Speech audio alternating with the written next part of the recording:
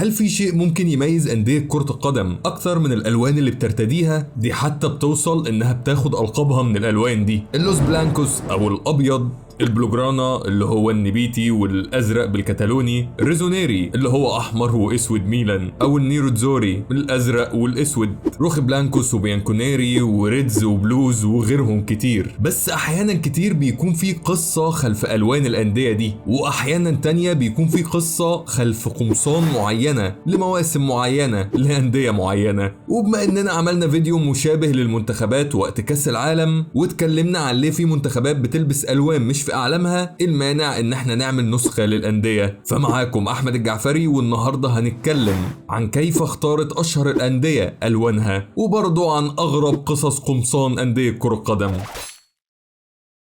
في الموسم الحالي اختار نادي نوتس كاونتي الصاعد حديثا لدوري الدرجة الثانية الانجليزي ارتداء الوان المنتخب الايطالي في قميصه الثاني، ولكن الموضوع ما كانش صدفة، ده كان مقصود وتم الدعاية ليه، وده بيرجع بسبب العلاقة القديمة بين النادي الانجليزي وايطاليا. وممكن تعرف السبب لما تشوف طقمهم الاساسي اللي هو نفس الوان فريق يوفنتوس المشهور عالميا، واللي واحد من القابهم البانكونيري، واللي هو الابيض والاسود. والقصة بترجع لبداية لبس يوفنتوس للألوان دي. يوفنتوس أصلا وقت تأسيسه في 1897 كان بيلبس قميص وردي أو بينك وشورت أسود مع ربطات عنق سوداء أيوة ربطات عنق. بس في 1903 ولما اتضح ليهم إن اللون الوردي بيبهت ويروح في الغسيل، وفي مقولات تانية إن هو كان بيروح أثناء المباريات من المطر، فسألوا لاعب الفريق الإنجليزي سافيج لو عنده حد في إنجلترا اللي هي مهد كرة القدم ممكن يساعدهم في الموضوع ده. وعن طريق معارفه وصل لنادي نوتس اللي كان عنده مخزون اضافي من قمصانه الابيض والاسود، واللي ارسلوها لايطاليا. ومن وقتها ما غيرش يوفنتوس الوانه ابدا، بالعكس ده اصبح واحد من علاماتهم التجاريه. وفي السنين الاخيره وفي اكتر من موسم يوفنتوس اختار اللون الوردي كلون للطقم الثاني، زي ما حصل في 2011 و2015 و2020، وحتى الموسم الحالي 23 24 الطقم الثاني فيه خطوط بلون وردي فاتح، غير قميص احتفالهم بمئوية تأسيس النادي، وده تخليدا لذكرى لونهم قبل ما يغيروه للأبيض والأسود.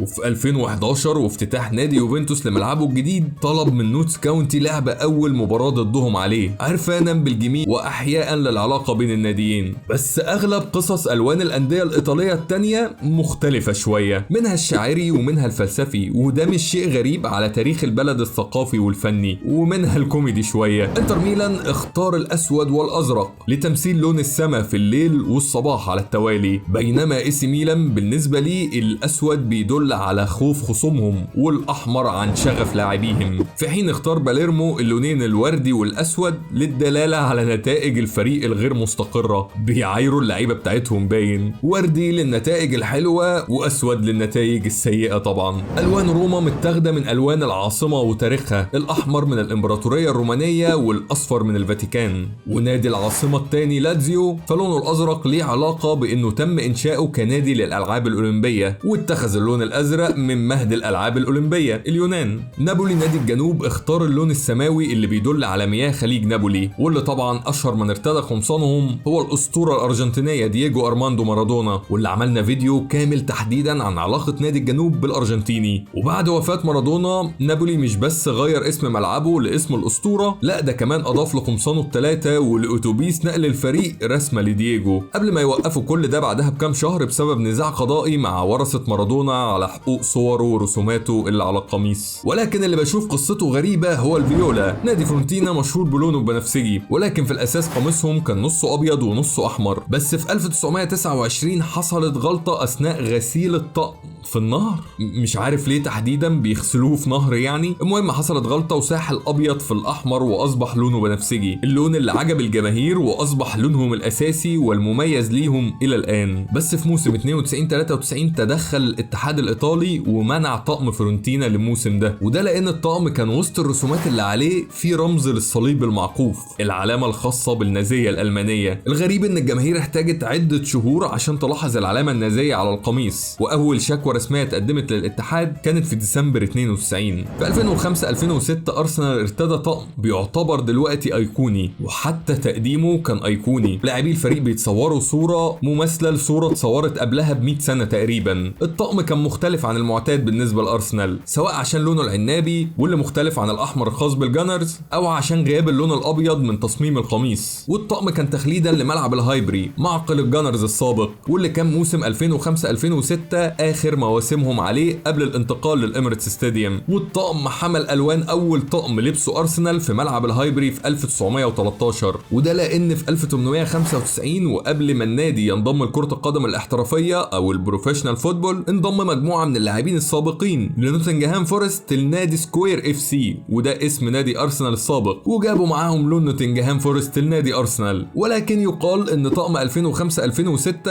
ألوانه كانت أغمق من المفروض يكون عليه، لأنهم خدوا ألوانه من صورة أبيض وأسود تم تلوينها. بس بصراحة صعب حد يجزم، يعني ده حتى لو في تيشيرت أثري عدى عليه 100 سنة فأكيد عوامل التعرية كان ليها تأثير عليه. ولكن اللي ادى الشكل اللي اتشهر بيه أرسنال إلى الآن قميص أحمر بكمان بيضاء، كان لما مدير الفريق الأسطوري هربرت تشابمان في 1933 بيلعب جولف، وشاف اللي بيلعب معاه لابس فيست أزرق على تيشيرت أبيض، قال لك بس احنا نعمل منه بس أحمر بكمان بيضة، طرش ده يا معلم جحيم. وده الشكل اللي فضل عليه أرسنال إلى الآن. وقصص القمصان في مدينة مانشستر ما حسيتهاش مبهرة الحقيقة. لما تبص اليونايتد مثلا فهتلاقيهم عدوا على شوية ألوان من أبيض لأخضر وأصفر، بعدين أبيض وأحمر، ثم أخضر فاصفر تاني وأخضر. بس ممكن تكون شفت الألوان دي مع الجماهير لما بيحتجوا على ملاك النادي، ولكن النادي كان هيفلس ورجل أعمال نقذه من الإفلاس واعتمد اللون الأحمر للقميص وأبيض للشورت وأسود للشراب. مش قصة مبهرة يعني، قصة اللوجو مبهرة أكتر، ولكن ده مش موضوع الفيديو ده. ولكن في موسم 95-96 مانشستر يونايتد بنفسه منع طقمه التاني، طقم اليونايتد التاني واللي كان رمادي، واليونايتد لعب بيه 5 مباريات خسر 4 منها. وفي ظهوره الأخير بالقميص ضد ساوثهامبتون في مباراة خسروها 3-0، جاري نيفل بيحكي إن السير أليكس فيرجسون عين خبير عيون عشان يشوف إيه المشكلة بالظبط،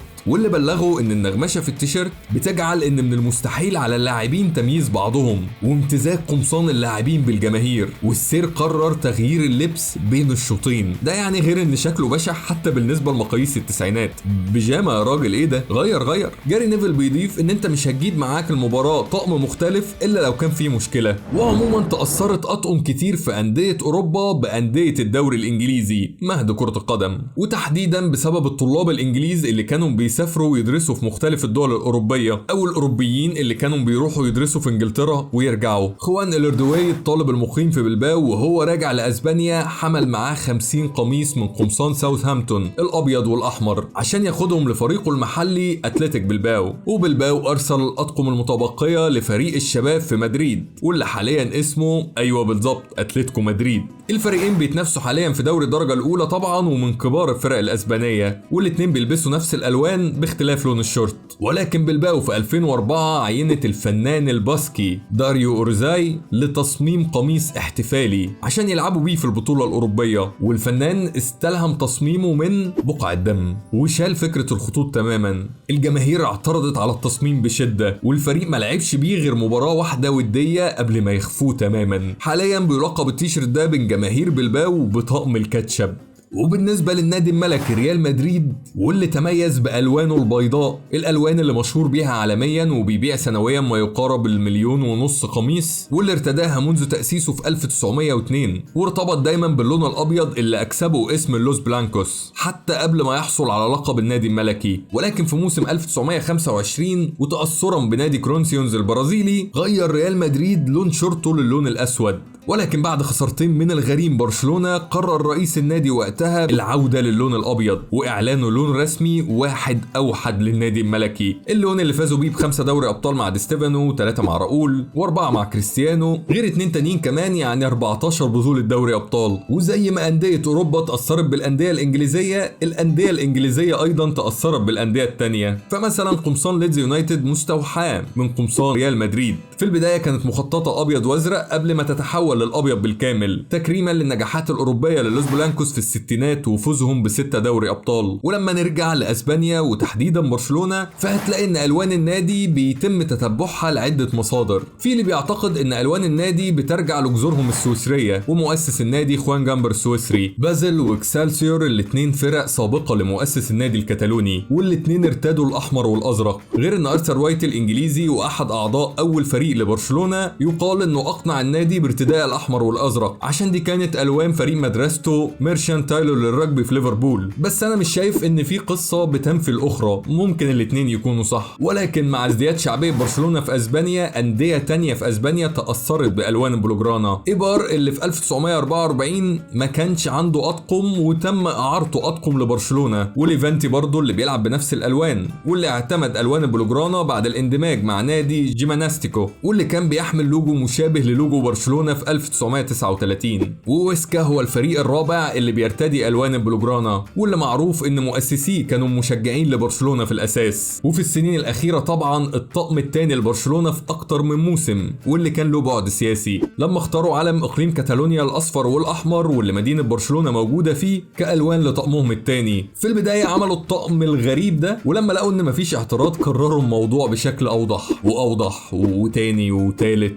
اكيد انت عارف مشكله كاتالونيا مع العاصمه مدريد ورغبتهم في الاستقلال وكل الكلام ده، بس ما علينا، دي شؤونهم سياسيه يعني. بس على عكس كل دول، ريال بيتيس الوانه الابيض والاخضر، متاثره بنادي سيلتيك الاسكتلندي بسبب دراسه واحد من مؤسسين النادي في اسكتلندا ومشاهدته لمباريات سيلتيك بانتظام. ولو انتقلنا للناحيه الثانيه من المحيط، وتحديدا قاره امريكا الجنوبيه، وتحديدا اكتر الارجنتين ونادي بوكا جونيورز، الفريق اللي لعب ليه مارادونا وباتستوتا وريكيلمي وباليرمو اللي عملنا عنه حلقه برضه، يعتبر من اشهر الانديه خارج اوروبا، وقميصه الازرق والاصفر يعتبر من القمصان المشهوره جدا. ولكن بوكا جونيورز في الاساس ما كانش بيلبسوا اللون ده. البوكا كانوا بيلبسوا تيشيرتات بيضاء بخطوط سوداء في 1905، واتغيرت بعدها لتيشيرتات بيضاء بخطوط زرقاء. ولكن حسب الاسطوره ان بوكا جونيورز واجهوا فريق نوتنجهام دي الماجرو، واللي بيحمل نفس الالوان، واللعب كان على التيشيرت من الاخر، يعني الكسبان هيحتفظ بلون قميصه. خسروا البوكا المباراه، واللي كان معناه احتياجهم لالوان جديده، فقرروا ان هم هياخدوا الوان اول سفينه هتوصل للميناء، واللي كانت سفينه دروتنينج صوفيا السويديه. والخط الاصفر في طقمهم في الاساس كان مايل، ولكن من 1913 الى يومنا هذا بقى الشريط افقي. بمعنى تاني، في اسباب غريبه لالوان القمصان، واسباب بسيطه برضه. في هولندا مثلا بيس فيا ايندهوفن قميصه الابيض والاحمر هي نفس الوان علم المدينه بس يا سيدي. ولكن بما ان السبب الرئيسي للبس الانديه الوان مختلفه هي تمييزهم عن بعض، وده اللي اكبر نادي اياكس امستردام عن التخلي عن خطوطه الحمراء والبيضاء بعد ما صعد للمره الاولى لدوري الدرجه الاولى الهولندي في 1911، لانها تطابقت مع قمصان سبارتا نوتردام. واختار اياكس انه يعمل شريط واحد عريض بالاحمر في المنتصف وبس يا سيدي. ومن وقتها الناس كلها مبسوطه وبيطلعوا طقم شيك كل سنه. ولكن في انديه اختارت انها تاخد بعد وطني لالوانها. الاهلي السعودي اختار يغير الوانه لالوان علم المملكه الاخضر والابيض، اما النصر السعودي اختار اللون الاصفر من الصحراء والازرق من مياه الخليج والبحر. وعلى ذكر الوان اعلام البلاد، فالاتحاد السكندري اللي تاسس في 1914 ولكن مع انطلاق الدوري في 48 خد الوان علم مصر في الفتره دي، واللي كان علم اخضر وهلال وثلاث نجوم بالابيض. الاهلي المصري الحقيقه فيه 3 روايات لالوانه الحمراء حسب كتاب الاهلي قلعه البطولات لحسن المستكاوي. الاولى انه من علم مصر وقت تاسيس النادي الاهلي في 1907، واللي كان عباره عن علم احمر بنجمه وهلال بالابيض. الثانيه واللي هي كوميديه شويه الحقيقه، ان في فتره تاسيسه كان البشوات والافنديه بيلبسوا طرابيش حمراء، فاختاروا اللون ده لانه بيرمز للقمه عشان الطربوش بيتحط على الراس وكده. والروايه الثالثه ان تاسيس النادي الاهلي كان بعد تاسيس الانجليز لنادي الجزيره، واللي خدوا اللون الاخضر كرمز للسلام ولتطبيع التعامل مع الانجليز،